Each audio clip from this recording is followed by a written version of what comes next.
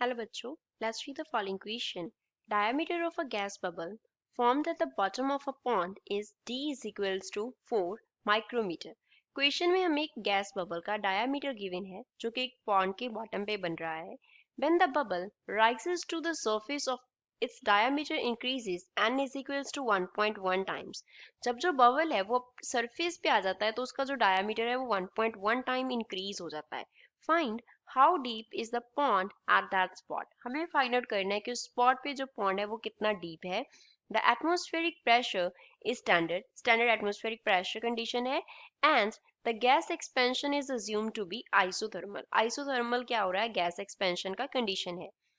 So first of all, we will talk about the key concept used in the question. इस question में क्या की concept हम apply करेंगे. गैस बबल जब सरफेस पे ऊपर आया, पॉन्ड के नीचे से सरफेस पे आया तो उसका एक्सपेंशन हो गया, गैस एक्सपेंशन हुआ. कंडीशन क्या अप्लाई हुई, आइसोथर्मल. तो हमें क्वेश्चन में बेसिकली आइसोथर्मल एक्सपेंशन दिया है,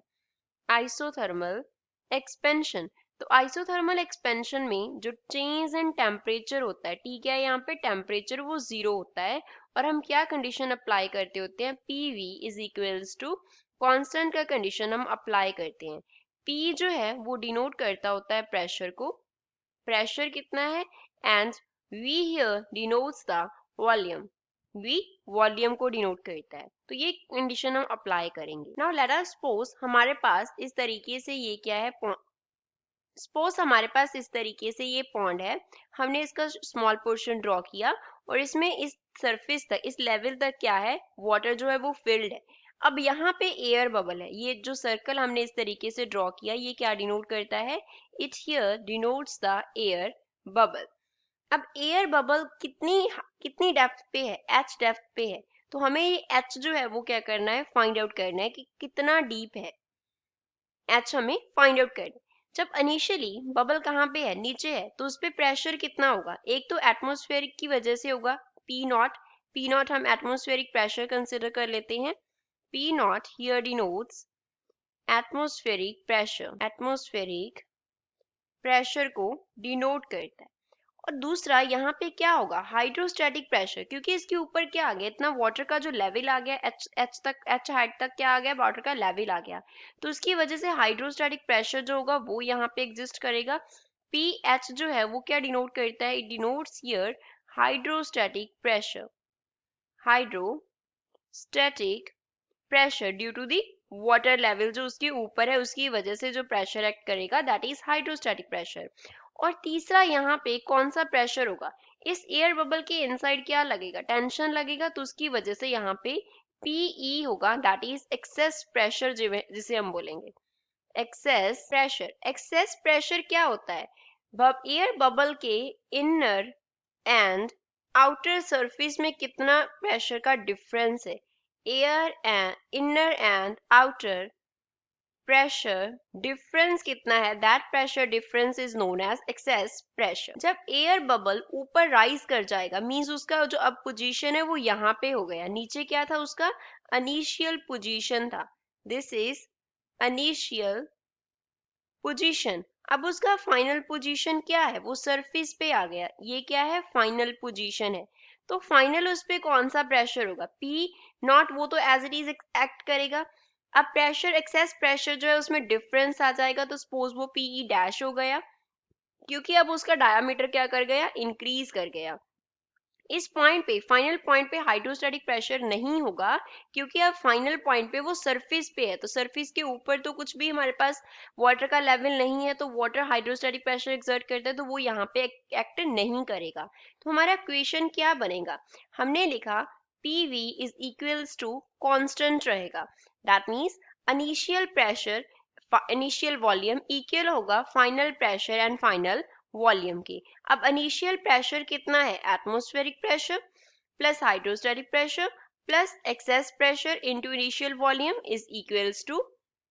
ये हमारे पास फाइनल जो प्रेशर है वो किसके इक्वल आ जाएगा, एटमॉस्फेरिक प्रेशर सेम रहेगा, एक्सेस प्रेशर चेंज कर जाएगा एंड वॉल्यूम चेंज कर गया. अब जो एयर बबल है वो क्या है, एक स्फीयर की तरह हमारे पास एक्ट करेगा, तो उसका जो वॉल्यूम होगा that will be 4/3 pi into radius का क्या रहेगा, क्यूब रहेगा. R जो है वो डिनोट कर रहा है रेडियस को, and we know that radius क्या होता है हमारे पास, डायामीटर अपॉन 2 के इक्वल होता है। डी क्वेश्चन में डायामीटर दिया है, तो जो वॉल्यूम है वो कितना आ जाएगा, 4/3 पाई इंटू आर क्यूब की जगह पे d/2 का क्या बन गया, क्यूब बन गया। तो यहाँ से वॉल्यूम V कितना आ गया, ऊपर तो आ गया हमारे पास पाई डी क्यूब, 2 का क्यूब 8 बनेगा, 8 4 के साथ कैंसिल होके 2 देगा, 2 इंटू 3 हमारे पास क्या आ जाएगा 6, तो ये बनेगा पाई डी क्यूब बाई 6। तो यहाँ पे फिल करते हैं,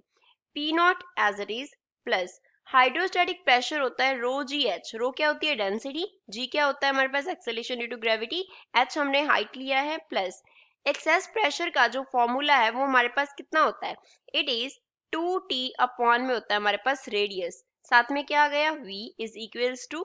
P naught as it is. अब v का वैल्यू अब यहाँ पे सब्स्टिट्यूट कर लेते हैं हम, v की जगह पे क्या आ गया, पाई डी क्यूब अपॉन में 6 is equals to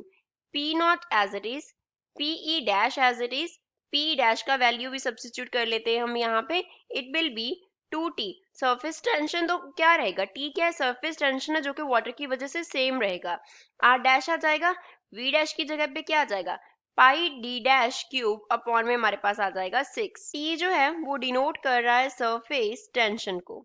T here denotes surface tension। तो इसको फर्दर हम सॉल्व करते हैं। अब फर्स्ट टर्म में P not plus rho g h as it is आ जाएगा, तो यहाँ पे लिख लेते हैं हम P not plus rho g h as it is आ गया, प्लस 2t था, r की जगह पे हम क्या सब्स्टिट्यूट कर देंगे, d/2 सब्स्टिट्यूट कर देंगे, पाई अपॉन 6 जो है वो बोथ साइड्स क्या हो जाएगा, कैंसिल हो जाएगा, तो d cube as it is आ गया is equals to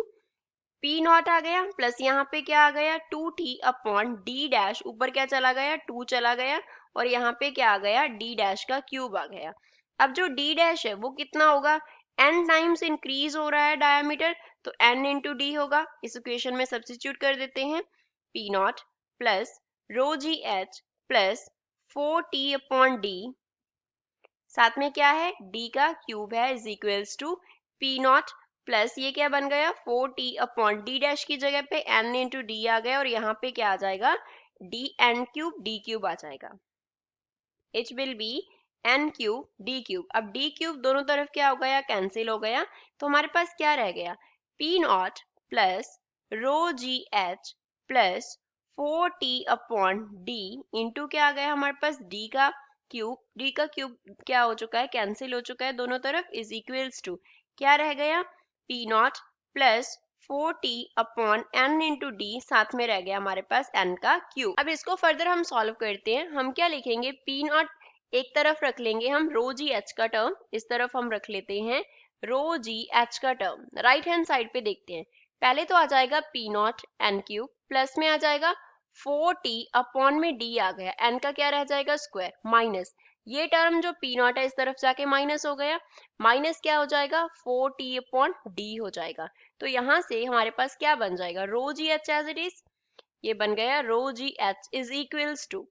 P not, यहाँ से एंड यहाँ से कॉमन ले लेंगे, तो पी नॉट के साथ क्या रह गया, P naught into n cube minus 1, plus में हमारे पास क्या आ जाएगा 4t अपॉन डी कॉमन निकाल लेते हैं, तो क्या रह जाएगा n square minus 1, 4t upon D common निकाल लेते हैं, तो क्या रह जाएगा n स्क्वायर माइनस 1 रह जाएगा। अब निकालना क्या है, हमें h निकालना है, तो h निकालने के लिए रो जी से पूरी टर्म को मल्टीप्लाई डिवाइड कर देंगे, तो p not n cube minus 1 upon में रो इंटू जी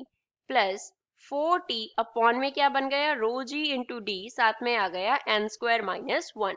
अब सभी टर्म्स की वैल्यूज लिखते हैं हम, n कितना है 1.1 दिया गया है, p नॉट एटमॉस्फेरिक प्रेशर कितना होता है स्टैंडर्ड वैल्यू 1 एटमॉस्फेयर और 10 raise to power 5 pascal we can say, rho water का density 10 raise to power 3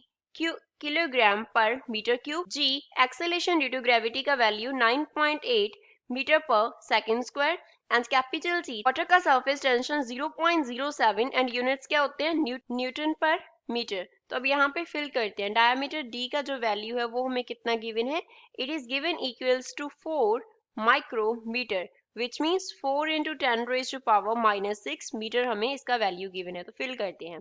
h will be equals to p not की जगह पे 10 रेज टू पावर 5, साथ में 1.1 का क्यूब माइनस 1 अपॉन रो की जगह पे 10 रेज टू पावर 3 जी 9.8 बन गया, प्लस हमारे पास क्या आ गया 4 इंटू टी की जगह पे 0.07 upon 10 raise to power 3 into 9.8 into 4 into 10 raise to power minus 6, और साथ में हमारे पास आ गया 1.1 का स्क्वायर माइनस क्या हो गया 1 हो गया। तो इसको हम जब मल्टीप्लाई एंड डिवाइड करेंगे तो हमारे पास जो वैल्यू है h का वो आएगा 4.98 एंड यूनिट्स क्या होंगे मीटर, और we can say h will be nearly equals to 5 metre. तो स्पॉट पे जो वाटर का डेप्थ है, उस पॉन्ड का जो डेप्थ है वो 5 मीटर है। So this is final answer for the given question. I hope you understood well. Thanks.